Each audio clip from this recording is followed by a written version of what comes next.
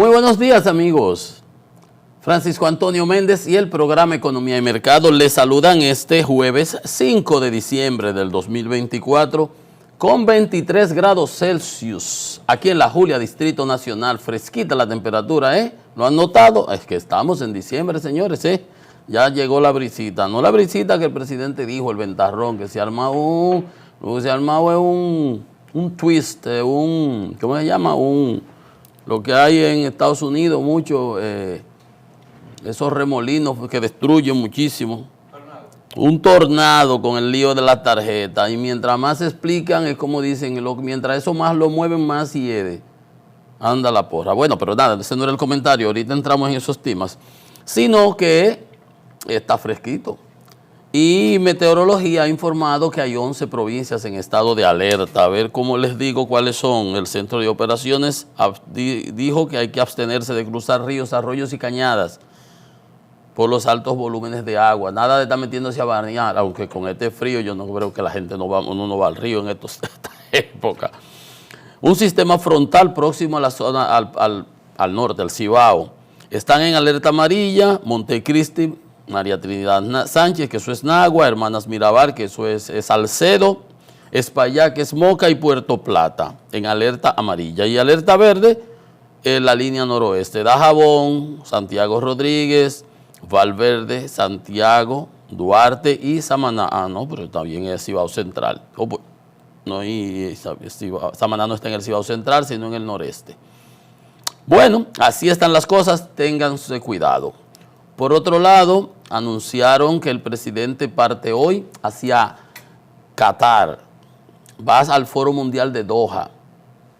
Hay invitado por no le voy a leer el nombre porque es larguísimo, invitado por el emir. El emir es como el presidente, como el sultán, como el jeque, una cosa de esa. Por ahí, cualquier cosa es lo mismo. El emir y el primer ministro, el jeque Mohammed bin, y ya hay una cosa larguísima que yo no voy a poner a perder mi tiempo repitiendo eso. Y va con funcionarios de su gobierno para tratar temas, obviamente, Qatar, uno de los mayores productores de gas natural, país riquísimo, con 10 gente, son 3 gatos, y tienen, ya ustedes saben, un per cápita exorbitante, porque tienen muchísimos recursos naturales, muchísimo dinero, la tercera reserva más importante de gas natural. O sea, un país importante. Debió haber ido con, no sé, a lo mejor sí va con alguna comitiva no oficial. Va el amigo Joel Santos, ministro de Energía, por supuesto. Va el de Hacienda, Jochi Vicente, Hugo Rivera del Ministerio de Relaciones Exteriores y doña Viviana de Pro Dominicana para inversiones. Es bueno, esos viajes no son para nada mal, porque puede ser que captemos inversiones, cooperación, acuerdos. Decía que podía haber ido, no sé si fue o no. Yo recuerdo que cuando el presidente Danilo Medina fue a China, él llevó una comitiva empresarial, los Vicini, los Bonetti, lo que sé yo qué, fue una recua de gente.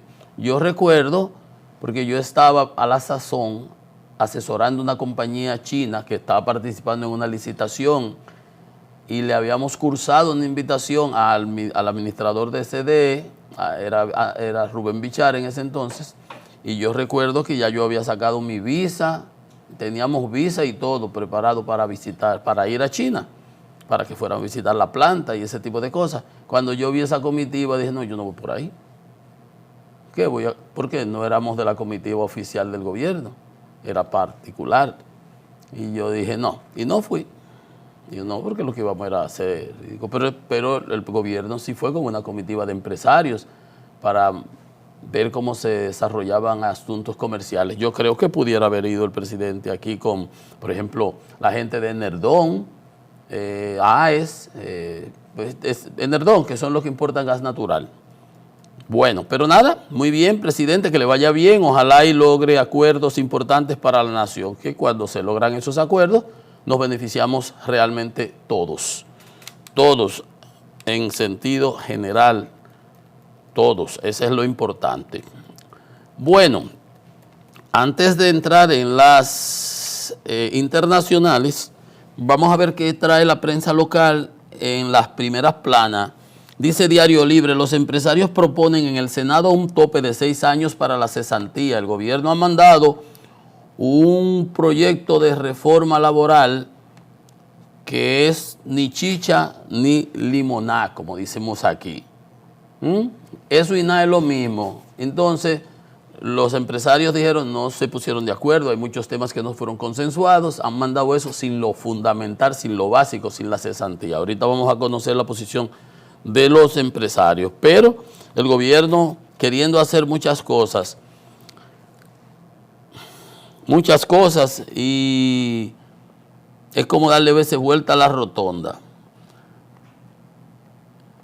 Esto no afectaría a la propuesta que hacen el empresario a los actuales, los derechos adquiridos no se tocarían, sino a los nuevos. La inflación interanual se mantuvo en 3,18, 0,16 la del mes de noviembre, dice el Banco Central, ahorita lo comentamos. Gobierno sometió leyes por estancamiento del Código Penal. Ustedes ven, ¿qué decía yo ayer? Que el gobierno, como no ha logrado pasar el Código Penal, como le decía Masalle, así mismo literal decía yo, como repito siempre eso, que si hubiera sido un préstamo lo zancochan y lo sacan a la carrera, como hicieron con Aerodón, con los 700 millones.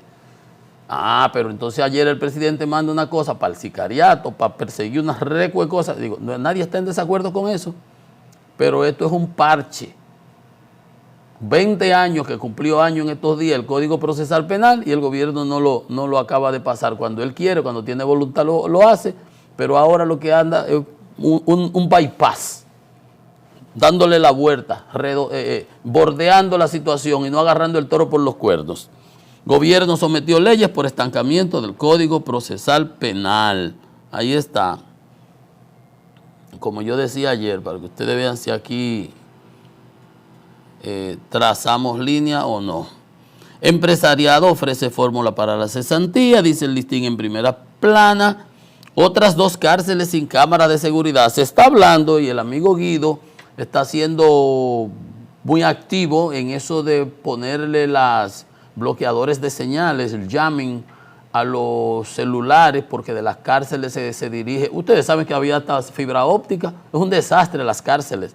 Se quemó La Victoria, no pasó nada, no se sabe cuántos fueron. Armaron una comisión para las Parras, ese lío no ha pasado de ahí. Van a salir 4 años, doña Miriam, y cambiaron la que estaba ahí, otro lío más, otro revuelo. Encontraron los otros días un drink. ¿Ustedes se recuerdan? Pero eso fue los otros días. Ahora resulta otras 2 cárceles sin cámara de seguridad. Imagínense ustedes a la cieguita. Esto es Macondo. Ay, mamacita. En 3 meses estaría listo el parqueo público. Hace como 5 años que prometieron 20 parqueos y ahora hablan de 1. Entonces, sabrá Dios. Aquí es promesas y promesas. Sale hoy Abinader a la cumbre. Leonel dice que apoya el pacto de concordia, sugiere que sea el presidente que convoque, no el listín, como sugiere el listín, pero que sea el presidente que convoque. Aquí está de nuevo, el Caribe también, primera plana, para que ustedes vean si aquí inventamos o no. ¿Qué decía yo? Lo mismo que dice el Diario Libre, míralo aquí. Ejecutivo opta por parches jurídicos al Código Penal. Primera plana del Caribe. Es que aquí nosotros no inventamos. Juristas y legisladores critican que el presidente someta proyectos que tipifican delitos o actualizan penas en vez de promover la reforma del Código Procesal Penal. Miren, ustedes habrán oído cuando hay los temas de la Constitución, se habla de leyes especiales. Han oído el tema, ¿verdad? Y leyes normales, adjetivas normales. Entonces, en los códigos, las leyes generales la Ley General de Electricidad, el Código Procesal, tienen un rango por encima de las otras normales. Para modificarlas se necesita una mayoría calificada y un sinnúmero de cosas de esas. Entonces, cuando se hacen estos parches, lo malo es que se quedan muchos gazapos. Gazapos, por ejemplo, ahí decía 50, 60 años, ojalá y le echen 100 y cadena perpetua, ¿verdad? A los sicariatos y las cosas de esas. Pero el problema es que el código, el que está, si no se modifica, el que tiene un nivel como que más o menos superior, yo no soy abogado, yo me libre, pero más o menos superior normales, a esas leyes que se pasan así, tienen una cierta prelación. Es como la ley comparada con el decreto. El decreto comparado con un reglamento administrativo de una institución, ¿entiendes? Entonces, si el Código Procesal establece, por ejemplo, 30 años o una pena de tal cosita para tal cosa, y tú aquí le pones una sanción como Dios manda, como debe ser, va a haber una contradicción. Cuando el juez lo vea, el que se va a beneficiar, ¿sabe quién? El delincuente que incurrió en el delito, porque cuando el juez lo ve, dice, no, porque en el Código Penal dice que son 3 guineos, que con 3 guineos que hay que darle una pela. Entonces usted puso que con un alambre. No va a ser con un alambre, va a ser con 3 guineos. ¿Me entendió? Es la metáfora. Entonces eso es lo que dan los parches. Y mira que yo no soy abogado, pero tengo experiencia y he visto lo que ha sucedido. Es buscando la vuelta, en lugar de resolver las cosas como es, sacando el cuerpo. La inflación 3.18, interanual, dice el Banco Central. Interior y Policía tendrá un registro de armas. Muy bien. Ok, perfecto. Entonces, eso es la prensa local. A nivel internacional, señores, Cuba, pobre Cuba, el desastre total y absoluto, la evidencia más clara de que el sistema fracasó, no funciona, y quieren repetirlo en Nicaragua y en Venezuela. Ya ustedes ven cómo va la cosa. Cuba suspende las clases y las actividades laborales en medio de nuevo apagón nacional. Nosotros pasamos por eso, ¿ustedes saben cuándo? Hace 20 años. Esos apagones nacionales, lo que nosotros aquí le llamamos blackout, ya habrán oído el término. Cuando yo fui superintendente en el 4, en el 5, ese año ocurrieron 5 blackouts. Por sistema muy precario, con problemas, y yo tomé decisiones, organizamos el sector, yo era el superintendente, con todos los agentes del sector, y exorcizamos esos blackouts. Creo que en el 13 o 14 hubo uno, pero se quedó islas, como dicen, no que se fue todo el país a oscuras, sino que se quedó, por ejemplo, el este o alguna parte del Cibao, que esa es la idea de todo eso. Pero nada, nosotros pasamos eso hace 20 años. Esa materia la pasamos hace 20 años. Cuba no tiene cómo salir de eso. No va a haber inversión privada. Irán los chinos, irán cosas de esas y con todas las garantías y todas las condiciones más de lo que es normal. Porque es un país que no tiene mercado, no es una economía de mercado. Es un ostracismo anclado en el Caribe que vivió sostenida por la ayuda soviética en aquel entonces y ahora, después de Venezuela, ahora creo que México le está mandando un poquito de combustible y Rusia también, pero Rusia está hasta aquí. Pero como lo único que Rusia tiene combustible, pues también le está mandando algo. Ahí está, nuevo apagón nacional, el tercero en 2 meses. Y van a seguir, porque las plantas son obsoletas, totalmente viejas, destruidas. No ha habido inversión, no hay dinero para invertir, no hay dinero para combustible. No hay dinero para combustible. Aquí pasamos eso en el 90. Aquí había que hacer fila en las bombas, en las estaciones de combustible. La gente amanecía, dejaba los carros. El que no lo sabe, se lo estoy contando. Los que ven este programa seguro que lo saben. Pero y yo recuerdo, yo estaba en el Banco Central y era porque no teníamos divisas para importar el combustible y los barcos estaban ahí con los tanqueros, los cargueros, ¿verdad?, de combustible, esperando que le depositaran, y hasta que no había la confirmación que al Banco de Nueva York entró la transferencia y que el dinero está en caja, cuarto en mano y lo otro en tierra, como dicen, ¿verdad?, para el campo, ese barco no empezaba a descargar. Ponían la manguera y estaba listo ahí, pero no abrían la llave hasta que no le daban la orden. Sí, depositaron, entonces, y ese delay, ese retraso, lo pagábamos nosotros en billetes, porque ese barco parado no gana flete, pero ese barco ahí cobraba un flete. 2 y 3 días porque no teníamos el dinero para depositarlo, y el Banco Central, hasta que no depositaba refinería ese dinero. ¿Por qué? Porque se vendía el combustible por debajo del precio y el gobierno no recaudaba los recursos, refinería no tenía. Hasta tuvimos que hacer en la reforma de los 90, hasta actualizar el precio de los combustibles. De luego más no hemos tenido eso más que cuando Hipólito, en el 4, en el 2, cuando la crisis por ahí. Bueno, y en esa ocasión entré yo al Banco Central para ver, supervisar esas actividades junto con una división que había de Naciones Unidas, las actividades de refinería. Así está Cuba, no hay dinero, no hay divisas para comprar combustible. Venezuela se está comiendo ella misma. ¿Cómo buscan equipos para reparar las averías y las inversiones en plantas nuevas? ¿De dónde si no hay dinero? 52% el déficit de generación. Y la economía ya en el 2023 se contrajo a 1.9. Y en este año, imagínense usted, si hay que cerrar las clases y las actividades laborales porque tú no puedes producir porque no tienes electricidad y sabrá cuántos días dure, imagínense ustedes qué economía estamos hablando en el suelo. Pobre Cuba, pobre Cuba. Bueno, miren, cada país, ahí están los problemas económicos de Cuba, así estaban los problemas económicos de Argentina, Argentina tomando medidas, Milei, recuperando la economía. Yo le dije, no, él lo que habla son locuras, pero macroeconómicamente le está en lo correcto de lo que hay que hacer. Lo único es quizás las medidas, el pueblo sufre, pero bueno, son de cortes, pero nada, ese no es el tema, sino que cada país tiene sus problemas, señores. Fíjense ustedes, miren los de Cuba. Vean este es un país extremadamente rico, pero es un país que vive en el medioevo.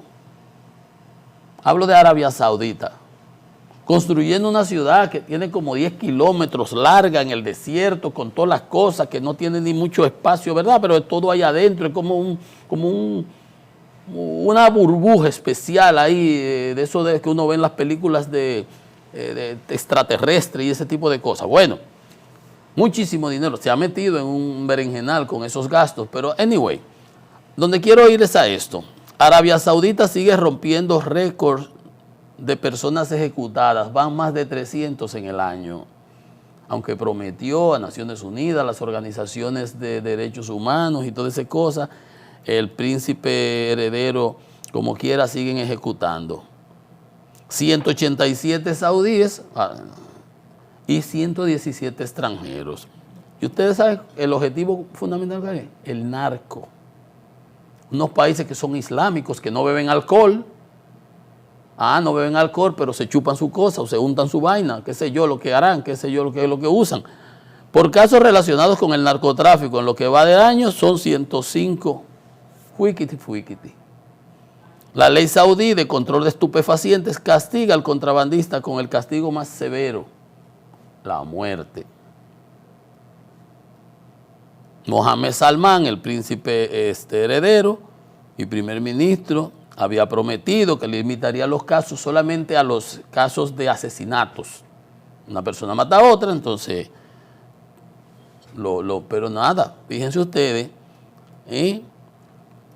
Y tú dirás, pero bueno, eso es el narcotráfico, hay que acabarlo, pero sí, también el problema de esas medidas así tan draconianas y generalizadas es que se usan contra los opositores. Las autoridades también han utilizado la pena de muerte para silenciar la disidencia política, castigando la minoría chiita, que son sunitas. Vean ustedes cómo cada país tiene sus problemas y tiene que enfrentarlo. ¿Qué estaba haciendo? Ayer comentábamos Argentina con la migración, prohibido. Se va a una ley para evitar que haya turismo de salud, que vengan a gastarse los bolivianos, los colombianos, los venezolanos, sabrá Dios de qué otro país, el presupuesto de salud de Argentina. 30% de los que están estudiando en las universidades son extranjeros que paguen su cuota. Bueno, ellos tienen problemas económicos, no pueden estar regalando lo suyo como nosotros aquí a las haitianas, regalándole a los haitianos. Entonces, esas son las cosas que uno tiene que tener claro. ¿Cuáles son las responsabilidades que uno tiene como nación?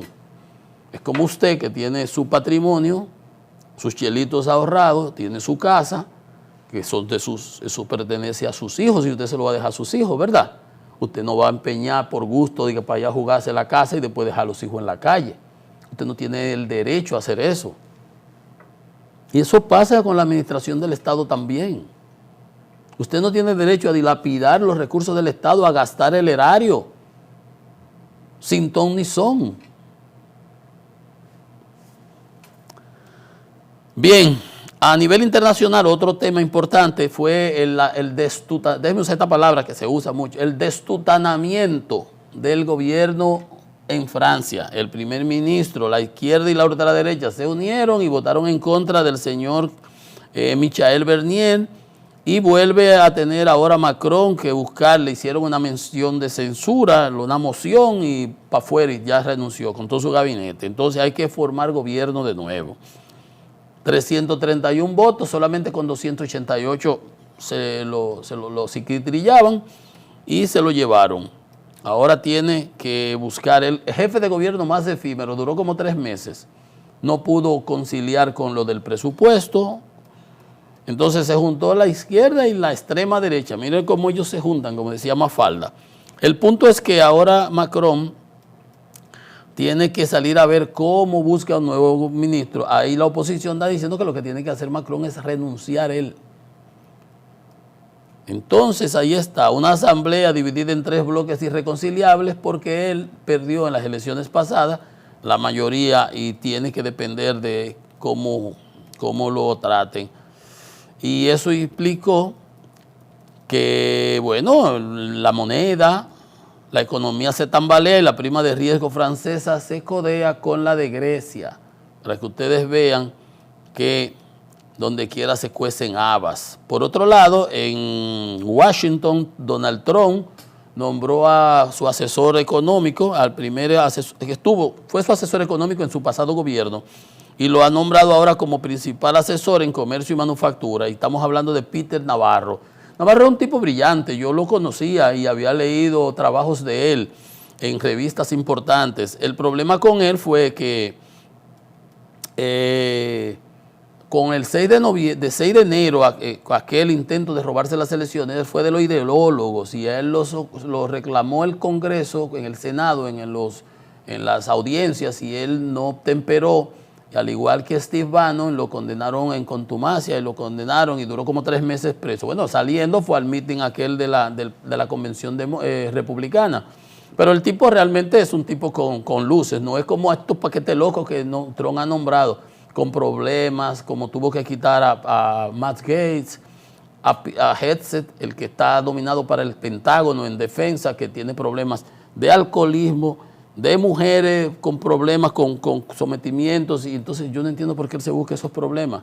Pero Navarro, doctorado de economía en Harvard, trabajó en la Universidad de California como profesor de economía, o sea, ese no es un cualquiera. Entonces, obviamente él tiene un estilo, él habla de las tarifas, critica agresivamente las políticas con China, pero al final del día no es como Robert Kennedy, el loco ese que puso Trump ahí para la FDA, un tipo con problemas para mí mentales. Entonces, así las cosas, se está avanzando, vamos a ver. Le decía, ¿verdad? El que Trump sometió para defensa está teniendo muchos problemas. Lo que se estima es que él no va a poder pasar la aprobación del Senado,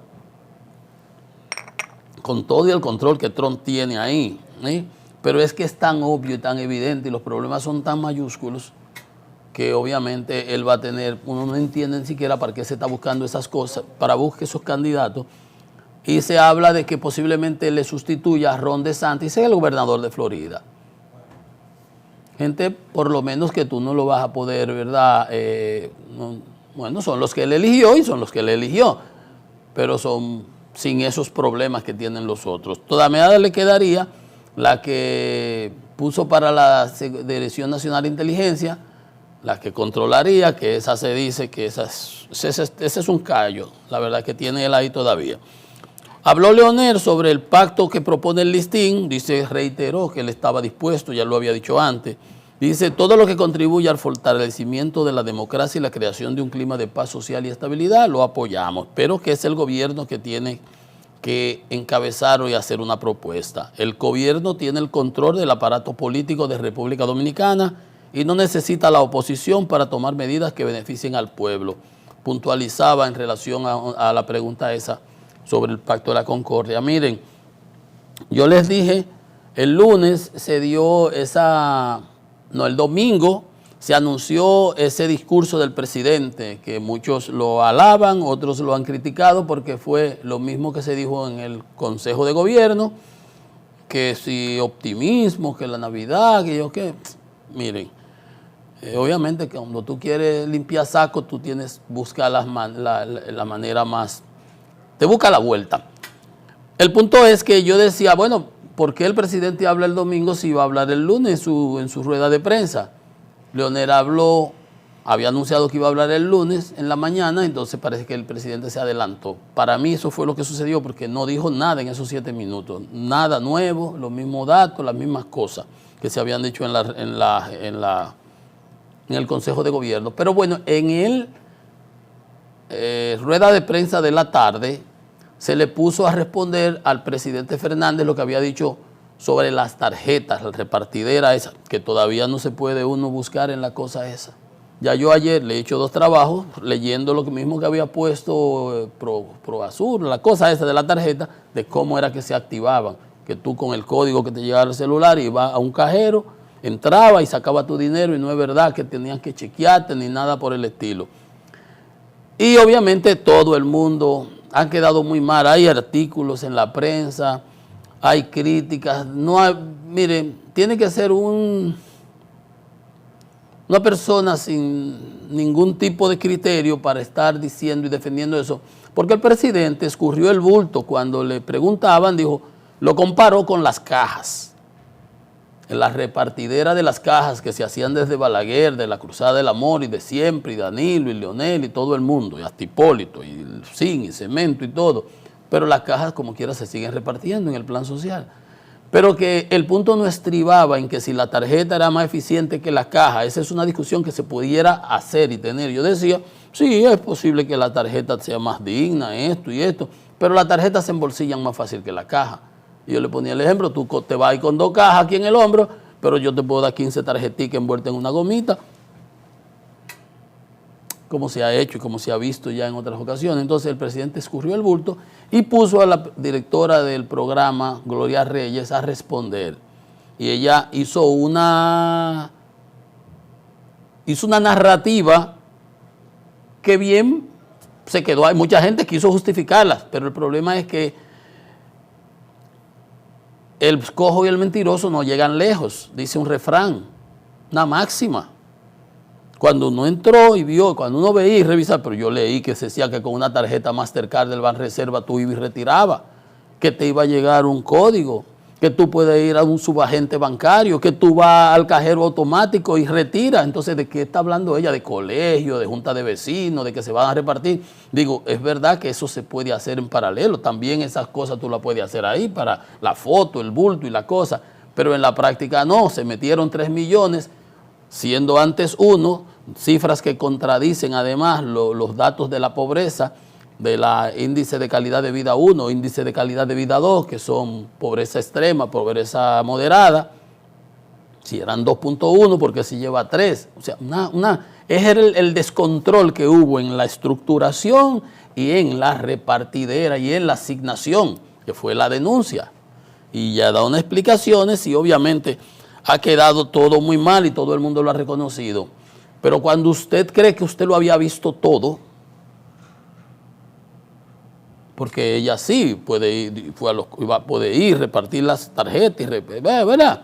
Y hacer todo eso, y eso no hay problema con eso. Pero cuando usted creyó que lo había visto todo, aparece el señor Tony Peñaguaba, está en todas las redes, está en la prensa, en un hospital, está la gente sentada ahí, como cuando uno va a hacer la fila, que se iba a hacer antes a poner la vacuna, que estaba uno sentado en unas sillas ahí. Y aparece el señor Tony Peñaguaba con las benditas tarjetas, las mismas tarjetas que estamos hablando, que supuestamente, aunque aparezca, no te toca, sino que si te toca, que no te toca, que lo teca, le toca. Una vaina ahí que dijo ella, que yo dije, bueno, si usted lo entendió, explíquemelo. Pues si saliste, saliste. Y si saliste, te va a llegar tu código al celular. Entonces, sale él repartiendo tarjeta a la gente que está ahí. Entonces yo decía ayer, eso no se sabía ayer, yo decía cuando decía, bueno, pero entonces ¿cómo ella dice o cómo se le da a esta gente? Porque esta gente no tiene que ir. Si a Leonel le llega su código a su celular y entra a su cédula y dice, y le llega un código y él va a un cajero automático y lo entra y saca sus 1.500 pesos, lo va a sacar.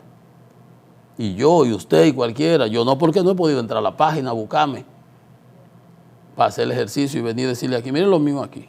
¿Dónde lo devuelvo? Dígame. Pero eso de Tony Peña-Guaba entonces tira por el suelo, peor aún. Es peor la cosa aún, más de lo que nos habían dicho. ¿Cómo es que él anda con esas tarjetas y se las está entregando a gente? Gente random. O sea, gente así, que están ahí, gente cualquiera que está ahí. Si yo hubiera estado sentado ahí, él me pasa una tarjeta. Porque la tarjeta no dice ni cédula ni nada, que es una de las críticas que se ha hecho, solamente tiene un número arriba, el número de la tarjeta. Son 3 millones, hay una tarjeta que tiene el número 3 millones. Un número ahí, un código ahí, lo que sea. Señores, así no. Con el presupuesto público no. Con el erario no se puede relajar así. Entonces, obviamente que las críticas han sido valederas, las respuestas han sido cojas, insuficientes, insatisfactorias, y han evidenciado unas grandes falencias y unos grandes fallos repetitivos por demás. Pues no es la primera vez que ocurre. En los colmados las clonaban, en los supermercados usted veía a la gente con 1.000 paquetes de tarjeta pagando. ¿Cómo las asignan? Es clientelismo puro y populismo. Y está bien que el Estado en ocasiones preste la mano solidaria suya al que la necesita, pero al que lo necesita. Y aún así que se supervise para que no se queden con ella, para que no se queden con ellos. No es que si las cajas se entregan a quien tienen que llegar, pues yo conseguía cajas cuando se repartían cajas, a mí me conseguían cajas, 50, 60 cajas, y yo en la boya donde yo jugaba tenis, a todos los que trabajaban en la seguridad, en la ferretería que yo iba, en la repostería, ¿cuántos son ustedes aquí? Le llevaba sus 10, 15 cajas, las repartía todas. Todas. Había un señor chinero, parece que él murió, pero yo doblaba en una esquina, él tenía un frutero ahí. Él desde mayo me estaba pidiendo, recuérdese mi caja. Esas cajas llegaban. Rastreros se quedaban con ella. Yo siempre hay rastrero donde quiera. Pero el tema no era si es la caja o es la tarjeta. Es que llegue y que se haga con control y rigor. Muy mal ha quedado todo. Y eso de Peña-Guaba ayer, y usted lo habrá visto en las redes, es un desastre que tira por el suelo todas las explicaciones y hasta el pequeñito argumento de transparencia que pudo haber tenido con el esfuerzo que hizo doña Gloria explicando que no, que eso se va a dar así, que aunque tú salgas y no sale, que no quedó nada claro, total, pero con eso que acaba de hacer Peña-Guaba ha tirado por el suelo total y absolutamente todo el esfuerzo que trató de hacer el presidente, dándole cabida en su rueda de prensa y la explicación que no convenció en lo absoluto, pero ella trató de hacer un esfuerzo. Trató de hacer un esfuerzo. Vamos a una pausa, que esto es Economía y Mercado.